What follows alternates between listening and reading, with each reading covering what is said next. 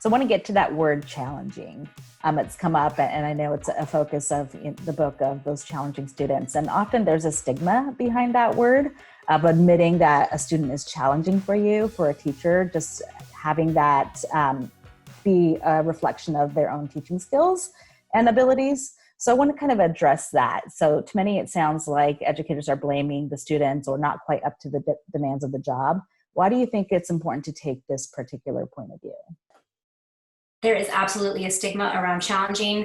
As educators, we want to be doing the right thing. We want to be approaching kids with the right love, with the right supports. And so, like you said, admitting that there's a challenge for us is really hard. And so in this book, we also do a lot of support and strategies and reflections for educators to think about, why did they get into teaching? Let's reconnect with that support. Let's know that learning is a lifelong aspect for them, and to think about self-care and self-love for the educator, because as educators who work with kids with really challenging behavior, it can be really emotionally taxing, it can be draining, and we can take on that experience in a really personal way. And so in the book, we really hope that we're supporting teachers to think about it, not as a personal attack on either their skills or on what's going on with the student, but to really think about how there are systems that are set up in place, the way we respond to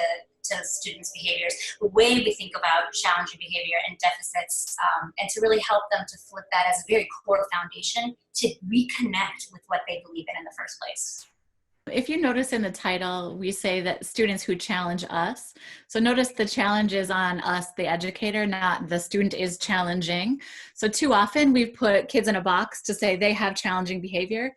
Now, Kate and I know very well that there are students who display challenging behavior, but what we want people to understand is the challenge is to us to figure it out, us adults, us educators.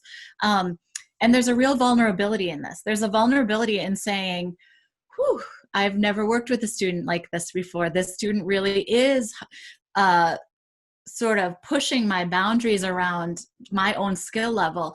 And it is okay to say that, because if we don't say that and we charge ahead with old-fashioned ideas, we know what happens. We know that kids get sent out of the room. We know that they'll be expelled. We know what happens for kids. And so what we're asking educators to do is to say, hey, this is difficult for me and I do need support. And when you come with that vulnerability, we're right there to say it's okay, and here's the next step and the next step.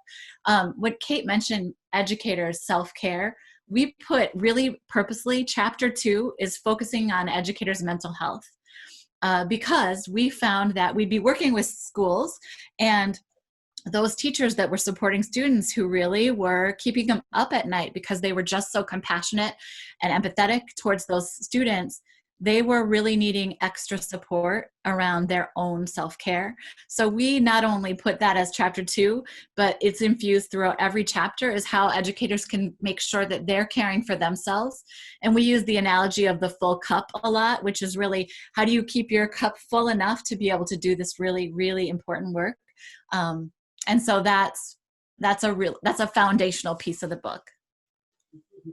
I appreciate hearing that. And I often hear the analogy of put your own oxygen mask on first before the others. So it's definitely something that I think is great that it's embedded throughout the book.